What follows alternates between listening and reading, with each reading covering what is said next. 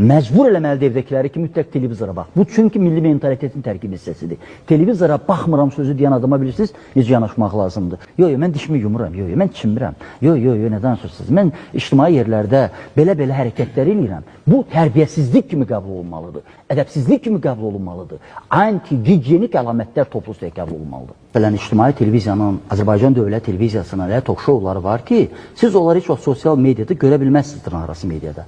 Siz o verilişləri görməkdən ötürü, məsələn, milyonçu şousuna mütləq televizorda baxmalısınız.